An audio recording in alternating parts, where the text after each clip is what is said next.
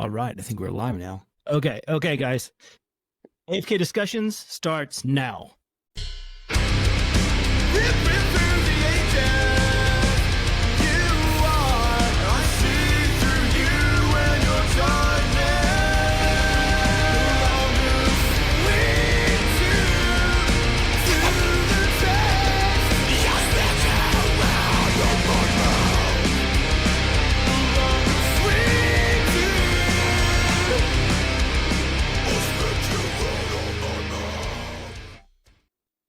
Hey guys, welcome back to another edition of AFK Discussions. It's your boy Jason. And guys, I have got something to tell you tonight. I have to tell you to go check out fattack.com. Go to Fattack. That's one of our main sponsors, and they have anything you need. If you're a bigger dude, if you're a really muscular guy and you can't wear the extra large plate carriers, like if you're trying to protect your family and someone breaks in your house, but guess what? You're too big, so you can't wear body armor. Guess what? They got you covered. So go check out fattack.com, and they have belts. They have Gideon optics. They pretty much have everything you need. From big to small, they got you covered. So guys, fattack.com. And that's guys, where I'm going right after follow this. us on all platforms. Really? I'm telling you, it is awesome. Yeah. So sorry to interrupt your spiel. Go ahead, dude. Fattack everywhere. Woohoo! No, it's good. My buddy Josh. So Josh, I know him really well, and he runs Black Diamond Guns and Gear, and he's kind of the spokesperson for Fattack. But also, Josh is the guy who owns Fattack. But it's not the same Josh. There's two Joshes. It's kind of weird. But yeah, Josh and Josh will love to know that you're going to go check them out. Yeah, I'm on board. And also, I can definitely use something like that. Yeah. And another thing is I do all the designs for like t-shirts and stuff. So that's another thing, you'll help me out a little bit too if you go check it out. Right on. Happy to help. So yeah. So I'm going to get back right into it now. So we have Tim Sedano from Paranormal Insight. Did I say your name correctly? Is it Sedano or Sudano? A lot of people say Sedano. It's okay. That's how it reads. Okay. I'm from the South. Us people in the South, we don't like to pronounce things correctly. Hey, it's all right, dude. So, it's all good. Yeah, Paranormal Insight. So why don't you tell everyone a little bit about you? Yeah. Why don't you tell everyone a little bit about yourself and where they can find you and all that good stuff? Sure. My name's Tim Sedano, as he pointed out. I'm with the lead investigator with Scary Paranormal Investigations. And a couple of years ago, I started this podcast, like a lot of us did during the pandemic. So there's that. I can be found at paranormal.insight on Instagram. So if you do the little @ or paranormal.insight, and on YouTube, I'm at paranormal_insight. And that's where you can find all of our content. And if you need any help, feel free to reach out to us through the email at paranormal.insight.podcast@gmail.com. Awesome. So I did not know that you were a paranormal investigator. I learned this just now. Oh, so that's pretty awesome. Yeah. I've been doing it since 2009. Gosh, long time. Oh, really? Oh, yeah. And that is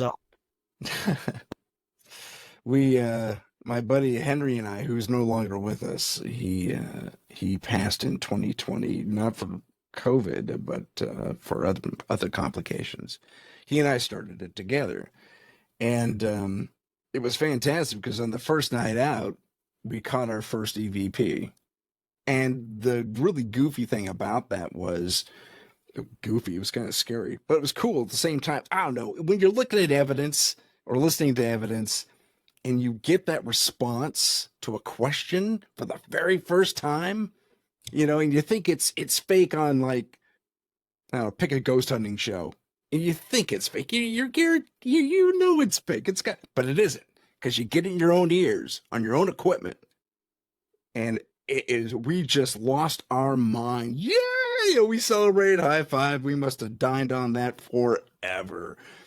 But it was amazing, and the really especially goofy thing about that was we investigated a legend Now there was a suicide that was supposed to have taken place at this location, and I think I covered this in my second or third episode, where it wasn't reported. It was somehow covered up. This took place back in the 70s. I guess law enforcement didn't really give a shit back then, but I don't know. But it was interesting. So nothing in the papers verified this legend. So we were there investigating the legend, essentially. And when we got that evidence, we had proved the legend because we asked for the person who committed to his own, took a swan dive off a 2-story building head first onto concrete, good times, to give us a response. Tell us who you are. Who are you? Where are you? And we had 3 devices going. I had my little high-8 camera going, and we had another camera going, and the person who was our psychic at the time had a handheld device. So we had 3 mics basically, and it only showed up on the mic. And I wasn't that far. I'd say I was 10 feet from her. She had the mic in her hand, and then the other camera is roughly about 10 feet from her as well. And it only shows up on her mic, and the response was, "I'm right next to you," and it says her name. Good times. Yeah, that was a great first grab. So, hey guys, real quick, I just want you to know that there is a little bit of a delay here. He is on the West Coast and I'm on the East Coast, so I don't know what's going on. The internet is supposed to be unfallible, right? It's supposed to be instant connection, but for some reason we're internet. So just be aware if there is a slight delay between answers and stuff. That's what's going on. I will try and be aware of that and be a little more conscious of when you stop talking instead of interrupting you. I'm going to take a bite of food. Oh, don't mind. Oh, no. Okay, go ahead. So yeah, that first grab, as an investigator, when you're out there, you get that first piece of evidence. It's wonderful. And like with anything else in life, good or bad, if you go looking for it, you always want that first high. You're always chasing that first high again. And that's one of the things that helped us going back. But the next major case we had, and I can't tell you how many times we went to houses. Oh, that's pipes. Oh, that's your electrical system humming. I mean, really mundane, very explainable things, but these young couples just didn't get it. They just didn't know. So, rats in the attic. Yeah, that was gross. Rats in the attic. Something had crawled into the attic. I think it was a raccoon, and rats are going after this corpse. It was disgusting. And, oh my gosh! It's like, never mind the stench of death hits you the second you open the hatch to the attic. It's like, oh, okay, well, I know something died up here. Really? Are you serious? Really? And kudos to their insulation installer, because it didn't filter into the house until you open the hatch. But something died and you got rats running around. But the next major one we had, we caught full-bodied apparition. We caught little orbs, not big orbs, but little tiny orbs flying around. One went through my body twice. We had phantom. I had a fully shaved head back then. I should start doing that again. You're smart. I just kept my grandpa hair. But I had something tickle the back of my head, and it was like intentional. I saw a demon monkey is what I call it, because that's kind of what it looked like, gallop down the hall of this house.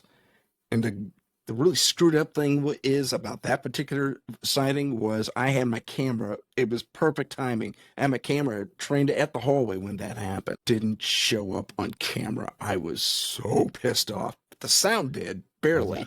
But, oh, dude, I hate it when those captures don't happen. So it was bizarre, though. This thing looked like it had like elephantine skin, and if it had a head, I'm pretty sure it did, but it was so hunched over, it was buried in front of its chest, and it was just creepy looking. It was looked like a shaved monkey just galloped down this hall, or chimpanzee, I should say.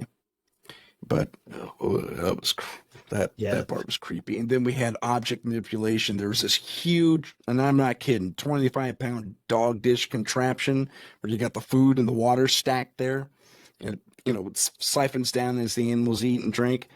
This thing gets moved into the middle, and I mean dead center middle of the kitchen of this place, and it was perfect. Its alignment was perfect. We heard it happen. We didn't catch that one on tape, but after the fact we did. So lots of stuff in that house happened, and it was just that was a freaky house. I'm sorry about that. My phone went off, but it was nuts, just nuts. We've had a few other cases like that. Yeah, since that sounds crazy. Oh, yeah, it so was. what do you think being an investigator, what do you think your favorite tool is, like modern tool that you use right now currently? I kind of got to go to basics on that. I like the handheld camera with the infrared. It catches more than you realize. And I know that's kind of a lame mention. I know you're probably looking for the Super X-ray SLRS or whatever the hell it is. I wish I had one of those. That'd be kind of cool because I'd love to see the little men dancing around on an SLS camera. But there's the infrared camera, especially with the 4K tech these days, you can really pick out a lot of fine, nuanced things that I couldn't pick up on my old 720p high 8 cameras that I used to use. And so, yeah, the newer tech, the newer cameras are what excite me the most. There's also, I also like using, I use Audacity. Shout out to Audacity if you want to sponsor me. But I like their spectrographic analysis mode. And and I was actually able to, I don't know if you know who Eric Szilagyi is, but he had this incident early on in his podcast career where a Bigfoot yelped, and it was at such a frequency that you could hear it, like on my older computer, because I have a brand new computer right here. But on the older computer, I could hear it. On the new one, I can't. For some reason, the sound jack is different. And I hope you didn't hear that. There's stuff going on outside my door right now. But yeah, for some reason, the newer tech can't pick up on all these on the as broad a range as sound. So I actually was able to dig into the spectrographic analysis of the audio, and you can see it. Whoop, this little whoop sound that it makes, and it's low. It's like it's in the infrasound range. It's like right at 19 hertz. And I showed that to him. He's like, "Oh my god, I never saw that. That's really cool." So it's nice you can excite someone like Eric Szilagyi who's been in this game for a little while. Yeah, that's pretty awesome. Have you used a spirit box? Because man, I was very skeptical when I first got one. And well, at first, Phil from Exploring with Phil, which I think you know him. I know Phil. You follow each other guy. on Instagram at least. Yeah. So when I first met him, we did an investigation together. He brought his spirit box, and I was kind of an unbeliever in the spirit box, but pretty soon I quickly became a believer, and I went out and got my own. These things are crazy. Whenever you get something that's intelligent and communicates right back to you and answers a question that there's no doubt. No. I use not only spirit box. I do use the spirit box. One of our other team members has it on their phone actually. And then I use the word bank on my phone, and we see if we use Phil's method to a degree to where he uses both of those in tandem as well, on top of a voice recording, which I think is brilliant because you're going to get something somewhere, and he does every single time. It's a great methodology. And so I like the word bank because I can clearly hear what's going on. I don't have the best ears anymore. So it's nice when you get something that says something here and it continues I've had that happen before. It continues on the word bank, which is creepy as hell. I mean, if coincidence is being coincidence, that is the rarest coincidence I've ever, witnessed or heard of. Because how does come on? I think I want to go to the well. I think I want to go to the well on one, from one device to another, and that's a horrible example, by the way. But I mean, you get my drift. I mean, that's something. So okay, what's at the well? At least you have a place Yeah. to go, especially in the field. Yeah, definitely. Yeah, that's the spirit. I mean, the spirit boxes. I used it once. I don't know. You may have heard of the story. My family and I, we were at a location, and so I'd heard rumors that there may be like Bigfoot or like dogman entities or portals in the area. So I started asking these sort of questions, and a little girl voice came through and it said monsters, and I was like, oh crap. Okay, my family's with me. We're getting out of here. Yeah, Very cool. and yeah, and the saying of you get a child's voice, that sometimes it can be more of a negative spirit or something using a child's voice. So Yep. yeah, Yeah. Child's voice, baby crying. Oh, look out for baby crying. That could be a lot of different things, especially if you go into the wider range of cryptids. There's something called a hide behind. Kind of obvious name for it, but it's Hmm. apparently this really spindly creature that can blend into trees really well, like its skin is bark-like or something like that, Hmm. and it makes baby noises, like to lure people out. And then there's also the rake, apparently, is supposed to make baby noises, and Bigfoot does as well. And so do some dark entities like Mhm. spirit, nature spirits, and stuff like that.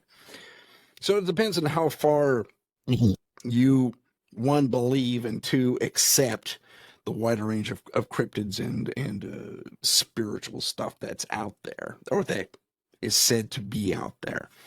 Do I have any proof of a hide behind rake or no? But too many people in my field of work who I trust have said, yeah, this happened. Here's what I caught on tape, or here's what I caught with a spirit box. No. There's Yeah, some things yeah, you do have to walk away from, and kudos for you for doing that, getting your family out of danger. That was wise. Probably not easy to do because yeah. I'm sure your curiosity was piqued. It was definitely peaked. Um, so you mentioned the rake, and the rake is such a cool kind of phenomenon because I know it started out as like a creepy pasta. And there's this theory that goes along with the rake about it being a thought form. There's like this legend of, or not legend, a theory of Tibetan thought forms where if enough people get together and envision something, then it'll come to life. Like a tulpa. And I wonder if this, being a, yeah, tulpa too. Yeah, yeah. I'm wondering if this is something that happened with all these people on the internet, starting to believe in this creature, and even like not just this, but the Slender Man also. You have like kid that that story of the kid sacrificing to the Slender Man, their friend. I mean, Yeah. it's so crazy. I mean, are people bringing these things into reality because they believe so heavily in them? I have a couple of thoughts on that, theories, if you prefer, but basically, one, yeah, it could be thought form, absolutely. The only problem I have with the thought form theory is that too many people have caught this thing on tape, like physically. Like there's the guy in Oregon, and there's that, was he a British kid? He goes to some old insane asylum with his kid, with his buddy, and they sneak into this place, and same thing. I mean, that's two different continents now that we see this thing. Are Yeah. they now? There's the other flip side of it. If I put on my investigator hat, there could be someone in a costume. In fact, that's what I thought it was for the longest time, because in the Oregon footage, it's not very clear, but if you pause it at the right moment as this guy freezes, because the guy freezes when he sees this thing crawling at him. I swear up and down to this day, even though I'm a little more inclined to believe in the rake, I swear I saw a zipper going up the back of this thing, up the back of the costume it was wearing. But I mean, the face alone, that's incredible makeup. If it's makeup, if it's a mask, it's one of the best masks I've ever seen. Yeah. I'm in the film business. I mean, that's creating, illusion is what I do for a living, or part of what I do for a living. So it was the face more than anything that really kind of wigged me out, that convinced me that, okay, maybe this thing was human at one point and it was wearing pants. Who knows?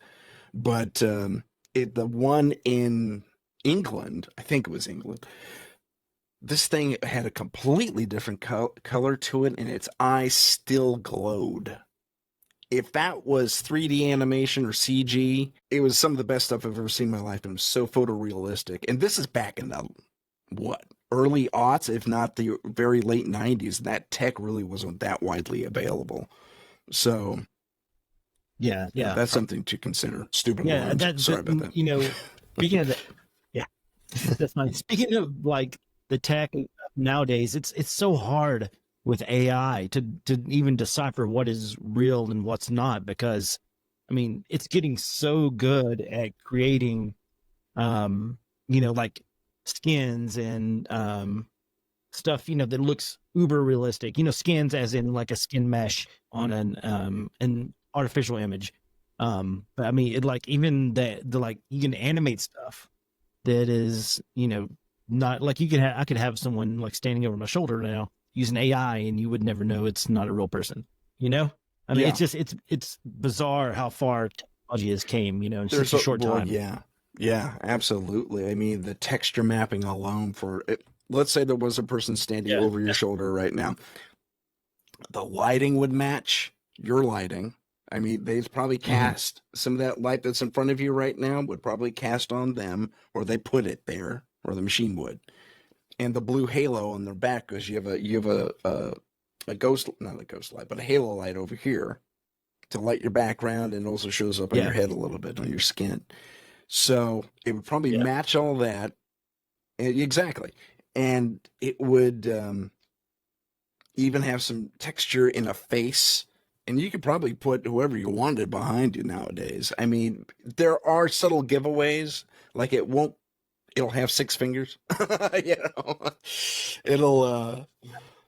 It'll have something wrong with one of the eyes, like it'll start twitching or something. So it's not absolutely perfect, but it's getting way better. I mean, some of these deep fakes are amazing nowadays. Oh yeah, definitely. It is. I mean, it's amazing what you can do with AI.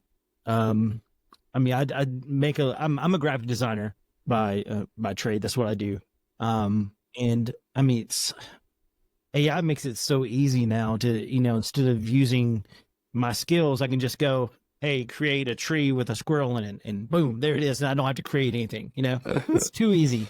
It is too easy. I actually used AI for a newscaster voice in the film I'm working on right now. And that's cool. It was the wrong pitch. So all I had to do is make my own adjustments and pitch it down, say like 20% or something like that, but solid. I had to teach it to say certain words, though. That's the only downside about it. Like, it doesn't know certain French words if you make it speak English. Like, I have a last name, Batre, and it doesn't, Abatra. It gets it wrong every time. Yeah. Yes. And I have to fool with the phonetics just to get it right. Yeah. It's so funny. So it's like almost having someone from the South try to pronounce something in French. There's do a better job of it than me. No, there's a town. It's just so funny, and I think you'll get a kick out of it. So there, in the town I'm in, there is a road called Dante, right? But everyone around here calls it Daney. I'm like, what? Where's this Daney road? I've been looking for it for hours. And I looked at it and I was like, are they saying Dante? And sure enough, it was Dante, not Daney. Too funny. I know. Yeah, different spelling too between Dante and Dainty. I know. It's not dainty, it's Danny. I don't know how they got that, but That's pretty funny. That's pretty funny. That's good. yeah. But yeah, so AI isn't totally perfect. It's not absolutely all the way there, but it's getting closer and closer and closer. I mean, someone was saying That's you really could cool. probably get a full length feature out of AI one of these days. I know. I saw. I think I can't remember who. It was some producer or something in Hollywood was talking about, like, in the future being able to do a whole feature film just with AI. I mean, you could right now you can go and say, give me a photo of name said actor, and it'll make that photo for you. Yeah, So that's right. It's and even I watched. So my mind's thinking. I watched this movie recently. Which one was it? Oh, it was the new Eminem video. I don't know if you saw that. That it's him now, and then this younger version of him, from the '90s, and it is the best AI I've ever seen. It is awesome. I'll have to check that out. Yeah. That sounds interesting. But Eminem, I always like Eminem, but I'm a fan of Star Trek. I don't know if you are, but not all of them meet with my standards. But I like the new one. Not Discovery. Discovery's okay, but not Discovery. It's blanket Star Trek fan blanking on the show. Strange New Worlds. Strange New World. That's it. Yeah. There you go. Like, well, they use an AR set, so artificial reality, and basically it's on a big U-shaped screen. It's rear projected, and they use Unreal as an engine, and it's basically instantaneous awesome. satisfaction, because you can hit a button and it's like, I want an explosion to go right there. So you create this beautiful map background, right? And the funny thing is, the map background is not 4K, it's 16K. I mean, it is deep detail. You could zoom in on tree, like a single tree and stuff, way off in the distance. But you can hit a button and tell the computer where you want an explosion, where you want phaser fire going across in the background, whatever you need. A ship flying low, who knows? But and the actors are actually able to visualize all this as they're doing their job, so they get a better reaction out of them. So it's a really fantastic program. I mean, they were barely toying with this in the second Star Wars trilogy. It was barely realized, but now what they could do is amazing. Yeah, I think they use that same technology for the Mandalorian series, the new Star Wars stuff. Yeah. They sure did. But it's really cool. I mean, the blending of reality and non-reality is getting more and more seamless. It's kind of, that the whole, do we live in the simulation? I don't know. I mean, do we? It's kind of, blending right now, simulation versus reality. It's tough, isn't it? That's interesting you bring that up. There's I'm still struggling with the fact that we live in the hologram, because I can't call up the archway like they do in Star Trek and turn it off and go walk around the ship. That's just my personal complaint. Yeah. But I mean, I get what they're saying, but at the same time, I don't think it's quite that. I mean, like I said, I get the theory behind it. Especially since the Matrix movies came out, that really kind of gave us a lot of pause. It's like, it's so real because they're jacked into our brains somewhere. But is that the case? Is that what's happening? I couldn't say. It doesn't feel that way. Maybe that's the point. I mean, the fact that we're allowed to even talk about it openly and we're not getting shut down every 5 seconds. Yeah. Which, the Elon Musk, the brain chip or something, whatever he came up with recently, that, also kind of, feels like, they're jacking into our brain and, making it more of a likelihood of that. I'm sorry, you're talking about that nano web thing? Yeah, the whatever the Elon was talking about, where you could, like, I guess, have a computer in your brain and, like, I don't know if you can visualize or see. I don't know what all it does, but he was talking about, a computer interface or something that's going to be in your head. I don't know. Apparently, they've already started doing like human trials. I don't know. Wow. That's crazy. Yeah, I don't know what it's called. I'll look this up real quick. Sure. Elon Musk brain computer Neuralink. Yeah, it's called Neuralink. Okay. Brain computer interface. Yeah. Good times. Yeah. There was I don't know if he and I conceptualized the same thing at the same time or not, but I read a book series. I'm still writing it technically.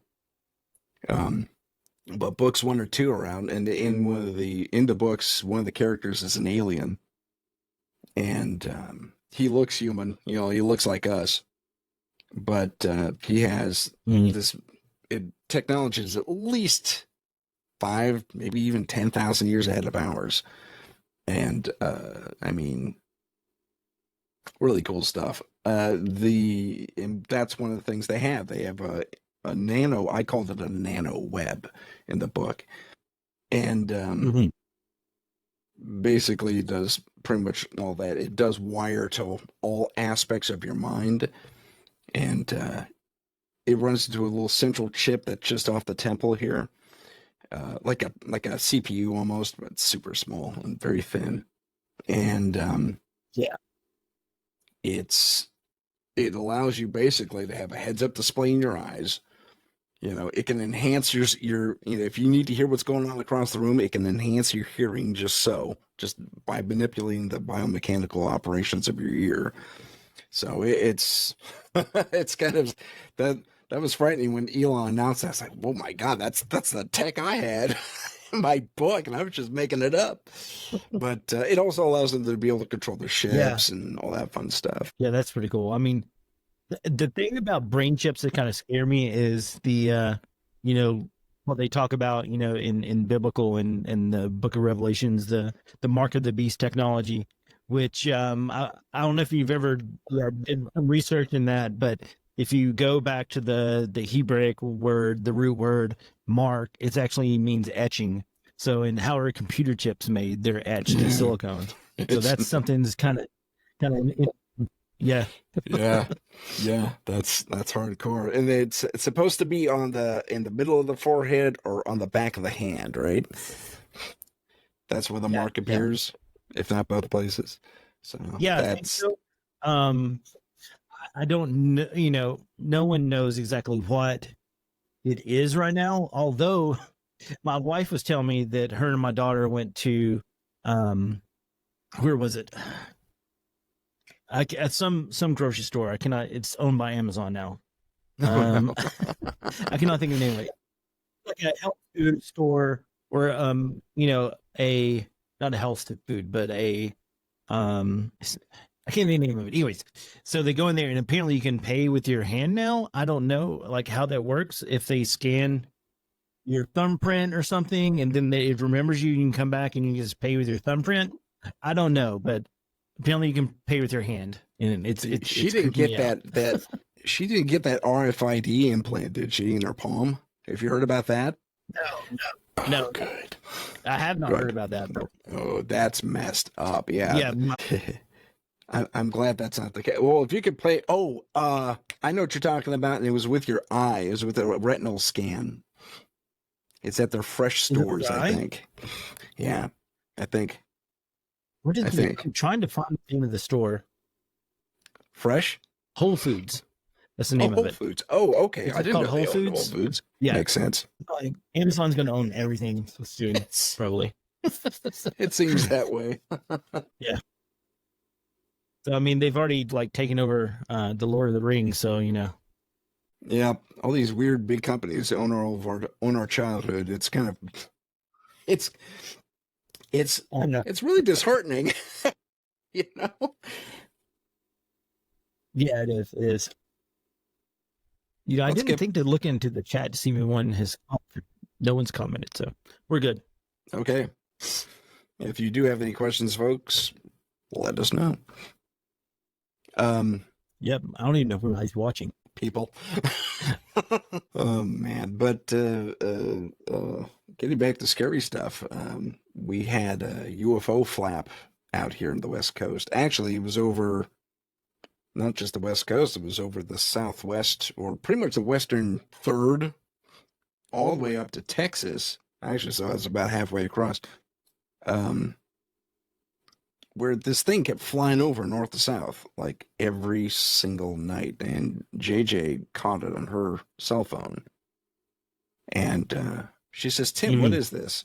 And she went to me because, yeah, lead investigator, sure, but I also worked at NASA for 2 years, and I was in the Air Force as a cadet in training, and so I know certain things about certain things. And she says, "What is this?" And I said, "Not a comet, not a meteor, no tail, no noise."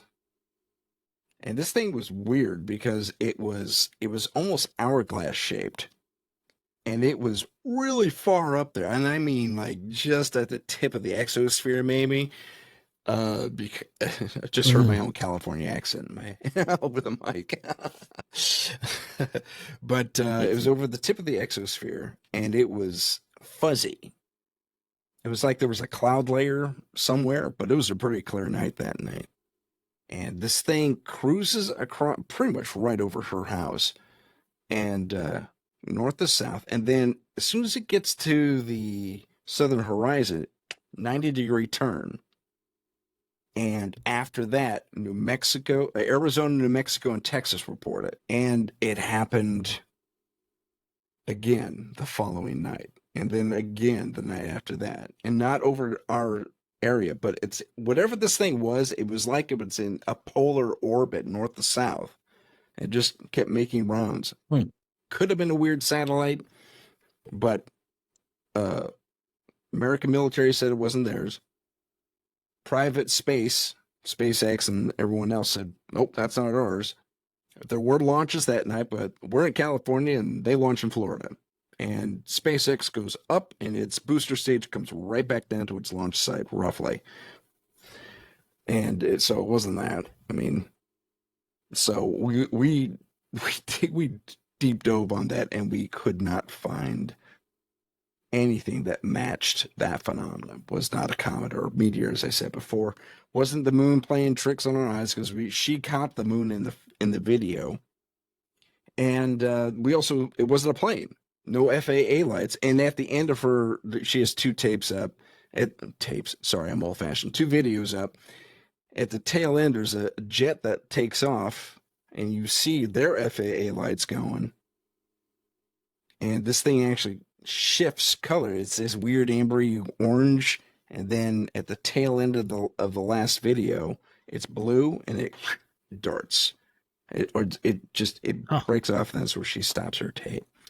But it was a bizarre thing, and hundreds of people saw it and commented on it. And I think that's very yeah. If you look, so have you heard of the Black Knight satellite? Yeah, I know what that is. Okay. I was going to go there and say maybe it was the Black Knight satellite, but maybe not, though. No, well, it's interesting. A lot of people say that's a real thing. It's been up there for centuries. Because I worked at NASA, I know exactly what that is. And it's just been left there because no one wants to touch it for whatever reason.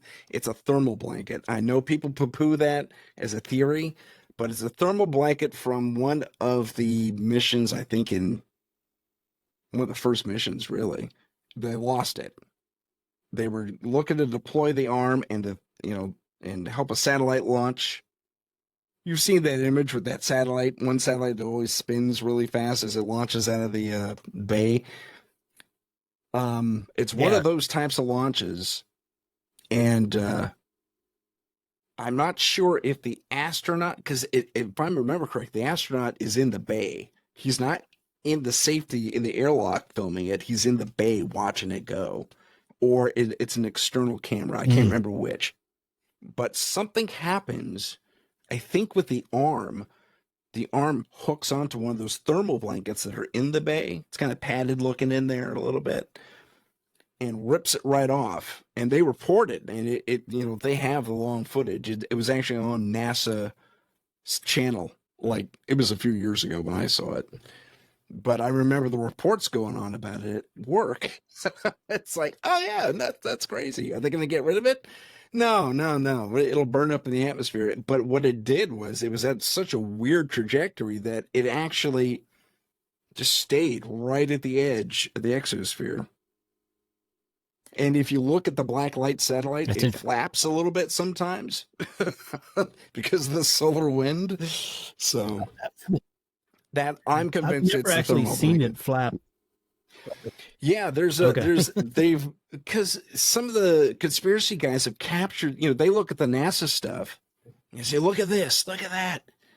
They caught the black night satellite.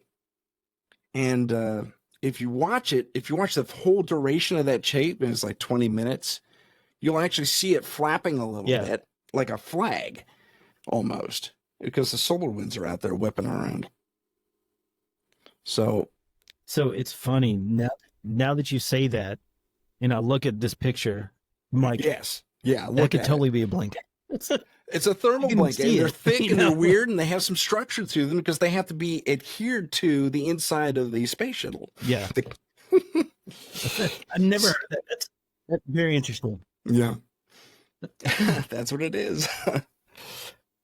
That's what I think it is anyway. And I'm pretty positive because we only talked about it all the time at the base. So, yeah. So sorry if I shot that one down for you. No, it's fine. It's fine. I don't know how much NASA stuff you can get into because I know there's a lot of NDAs if you worked at NASA. My NDAs are over. Like so many. Okay. Yeah. I've heard so many like things about like rituals and stuff that happens in NASA. Are you privy to any of that information? I was not privy to any rituals at NASA. I worked at the. I should probably not say where I worked, but I worked at a local branch and on a base, and there were no rituals. It was not to my knowledge. I mean, no one invited me to it. Let me put it that way.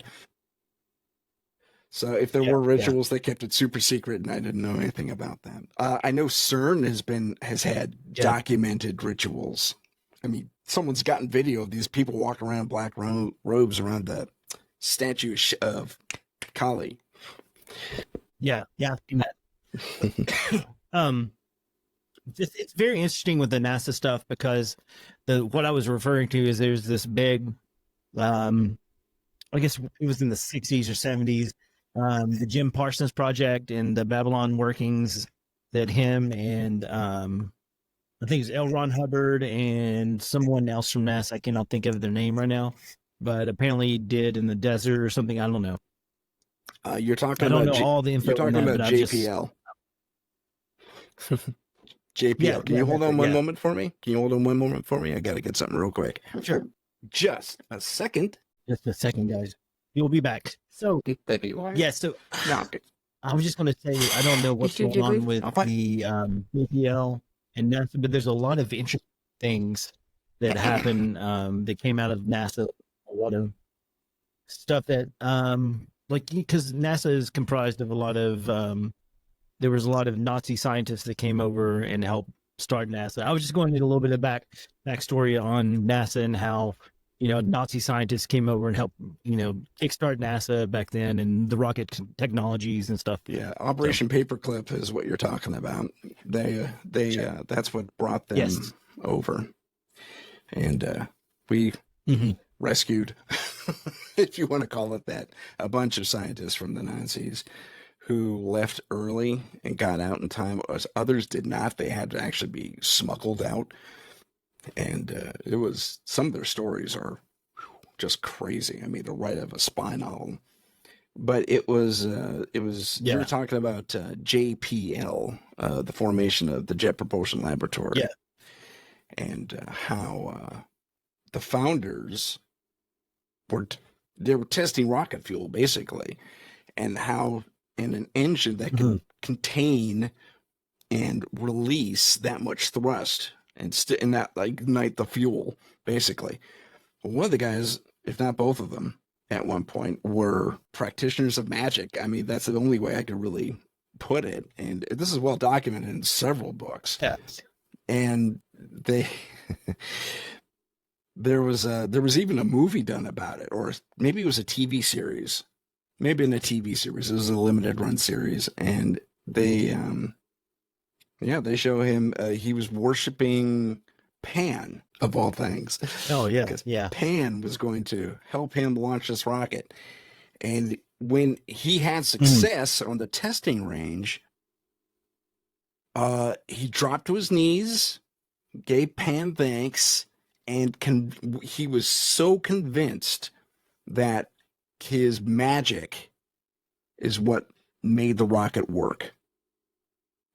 Never mind, he was an engineer, and his partner was an engineer too. Yeah, so yeah. it was, I don't know. It's weird. Some engineers types I know, they do fall into that side of things, for lack of a better term. And it baffles me every single time. But I mean, engineers are probably the worst scientists in the world when it comes to execution, reaction. It's like the hypothesis meets the proof. So they're going to lock in on that too. It's very hard to deprogram or convince them otherwise. No, your science was solid, dude. Yeah, but the inspiration had to come from somewhere. And you can talk to them about the Akashic record. Maybe they tapped into it, but I mean that's a whole other conversation. But the fact that he believed probably has something to do with, more than anything else, confidence. Yeah. Confidence. He was lacking confidence. He was going to lose his money if he didn't get this project quite literally off the ground. And then, he found a way to feel better through his prayers, through his practices. And ultimately, it settled him and locked him in on making this rocket work, this rocket engine work, and the rest is history, as they say. But I mean, what was it really? It was him getting his confidence. For me, from my perspective. I mean, if I'm gonna analyze this, that's where I tend to go. Ultimately, he got his confidence. And he moved us on to the next stage of the American scientific pursuit, which was getting to the moon. Yeah, yeah. Speaking of the moon, what do you think? I mean, you know where I'm going with this. Do you think we went to the moon, or do you think that it was like a sound set and studio that they filmed it? Which, I mean, that's not to say we didn't go to the moon, but I know a lot of people think we went to the moon, but also they filmed it because they didn't have the technology to film it and stream it back to Earth at that time. What are your thoughts? Here's what I know. We did go to the moon. Okay. For sure. And it was Apollo. Was it Apollo 11? I'm drawing a blank now. It was Apollo 11 that landed there. Now, I also, I don't know because I don't know him, but I mean, there's a number of books on it. And I'm drawing the blank on the director's name. Oh my gosh. Famous director. Yeah, no. Full Metal Jacket. Kubrick. Thank you. Stanley Kubrick.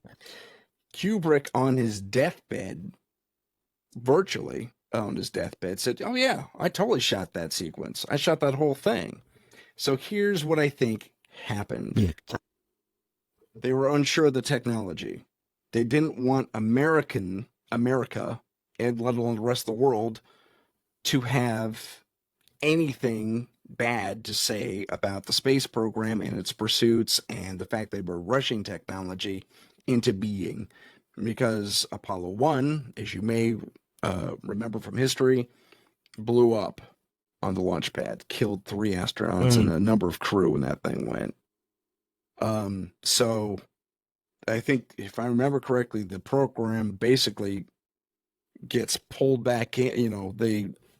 They wait a year. They make sure everything works, and they say, "Okay, we're going to go for it again." Apollo 2. Okay, we solved that problem. Now we got to get these people to the moon and back.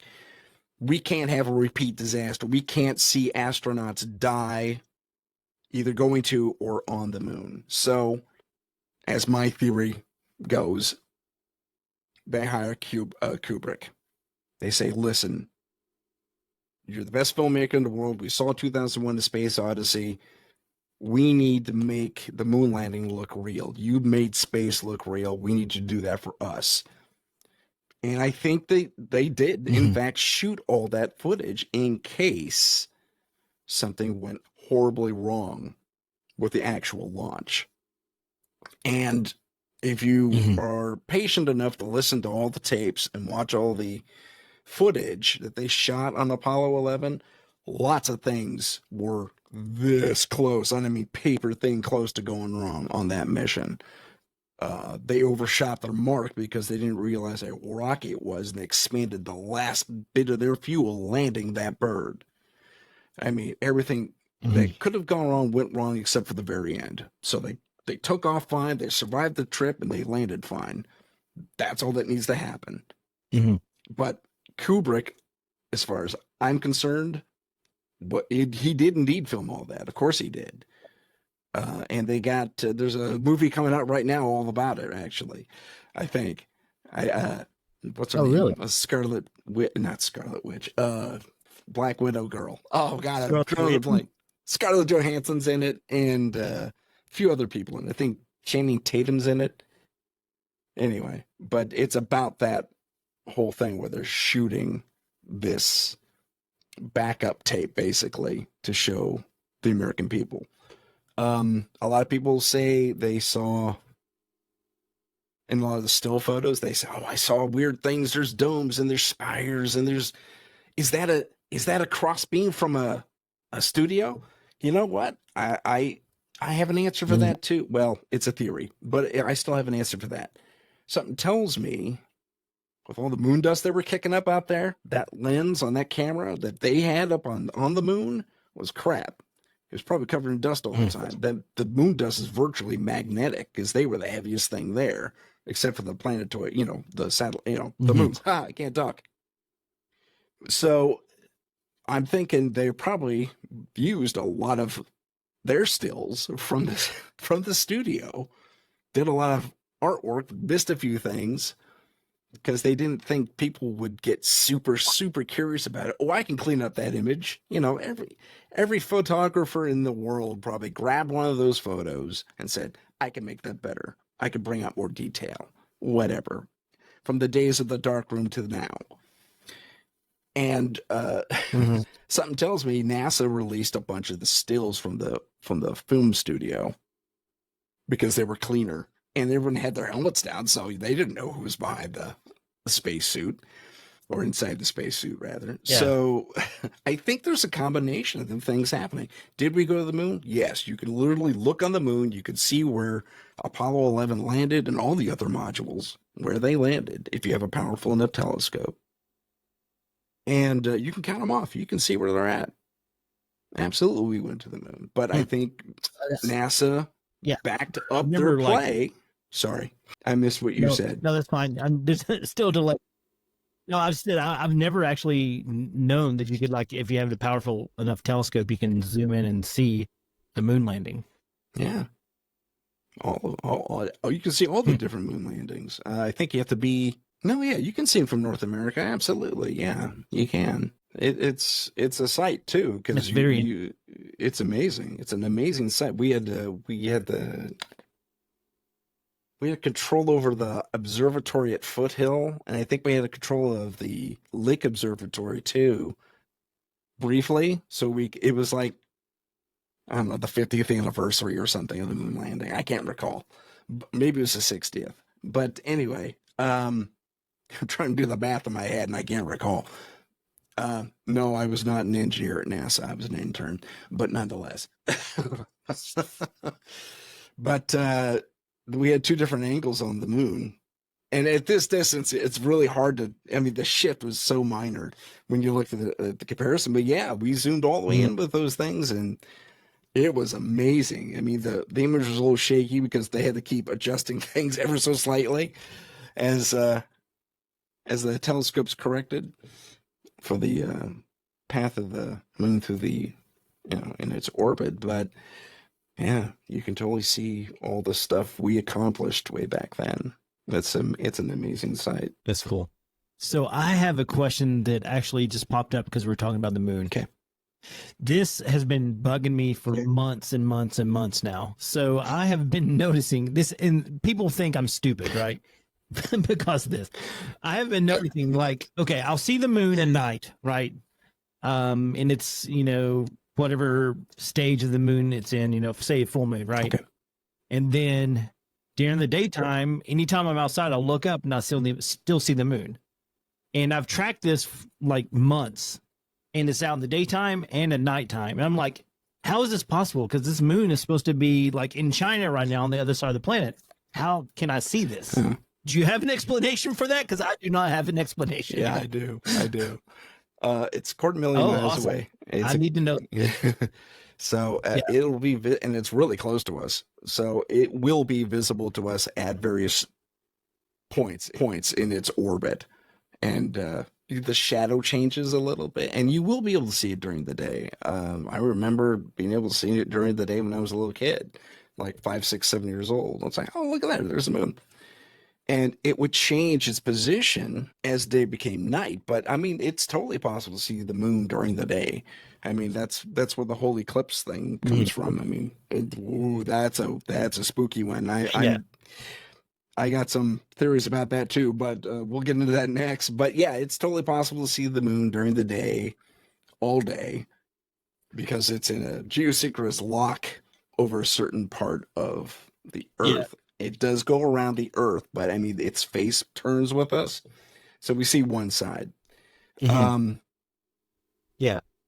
So yeah, sometimes it's. Go ahead. I always just assume that, if it's nighttime in China, which is, directly on the other side of the planet from us, that we wouldn't be able to see the moon because China is seeing the moon at that point, Yeah, I understand. So it's there's sometimes where you will see the moon rise. Yeah, that's it coming from China's side of things, and they actually get their phases are a little off from ours just by a couple, like a few days, if that. But so if it's a crescent moon here, it'll be like a waning moon over there, kind of a thing. That's a wide differential. That's not actually it, but I mean, they have enough of a differential between their side of the world and our side of the world. And especially if you're in the Eastern time zone, so of the U.S., you're going to see things a little bit different than what China might see. That's very interesting. Yeah, because, I'm glad you explained it to me, because I was like, it's been like a thing where every day I'm like, there's the moon. I see you, moon. Why is the moon here? Yeah. So I need you to tell me about this eclipse. What's the theory you have? Because you've intrigued me. Oh, okay. A lot of folks. Well, there's one video that pops into my head. Don't ask me who put it up, but I saw it on Instagram, and they brought up an interesting point. During the last major eclipse, where it was supposed to spell our doom and all that fun stuff, like every other freaking eclipse does, apparently. I don't know. I don't buy into the doom and gloom thing necessarily, but I digress. When the moon passes in front of the sun, you get the diamond ring effect, and it moves on, right? This guy says he's looking at it through his cell phone, I think. He's got welder's glasses in front of the lens. And he's looking, or he has a polarized glass. I don't know. Maybe he uses his eclipse glasses over I don't know. But he has it filtered. And when it passes in front of the moon, my head is the sun, my hand's the moon. When it does this, you're supposed to see the dark outline of the whole planetoid.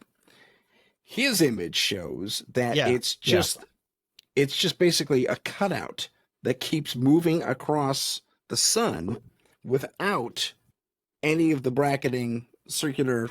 I wish I had a better. Okay, I'll use my pad. It's square, but you get the idea. So as the moon passes in front of the sun, yeah. you get part of it sticking out over here, right? Now picture this is round. Apparently, it was like that. It was like a cutout or a filter of some sort, according to him. And then he goes like this, and he says, and there's the moon right over there, too. What's going on?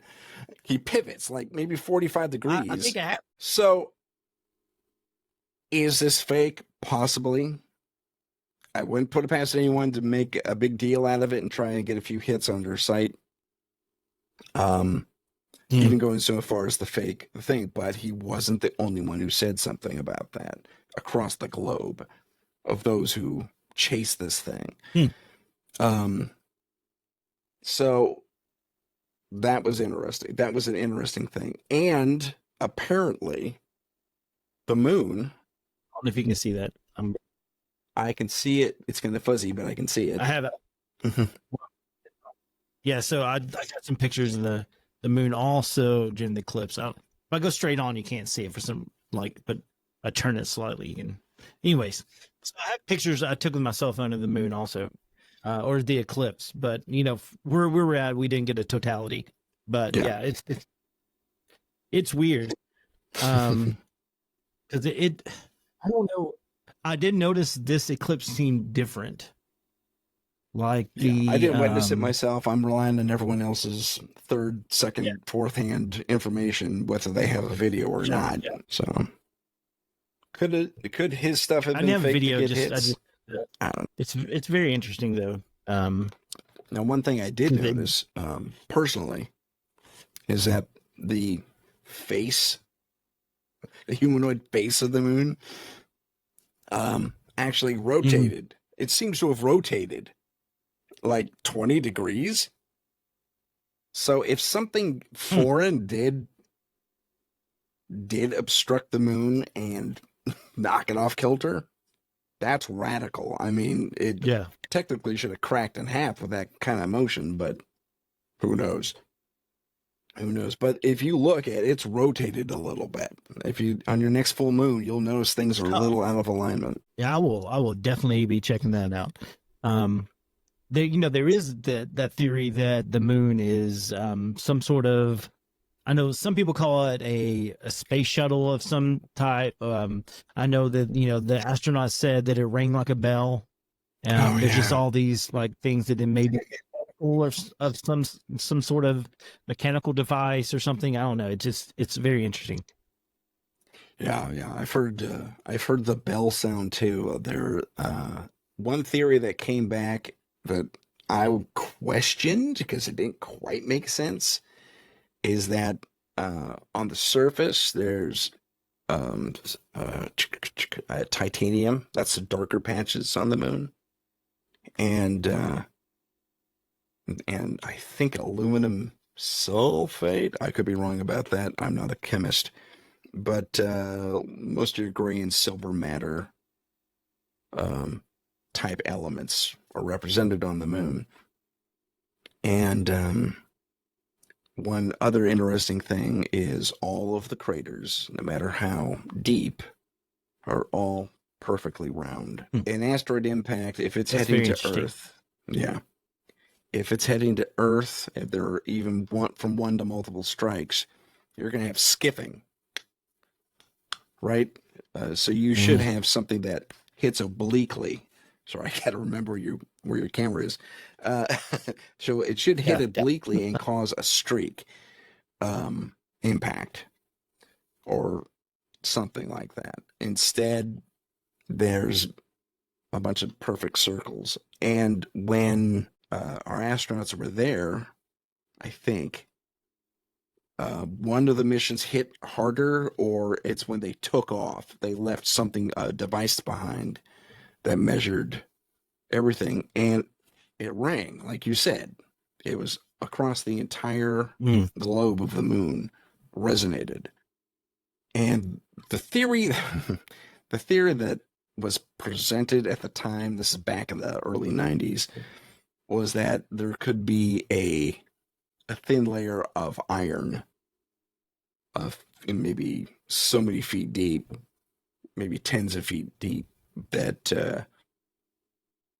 it just kind of rang like a bell. That's why it happened the way it happened, which maybe, but I don't know. I mean, an entire body that would be a ferrous metal that would have enough. It'd have to be kind of thin to do that.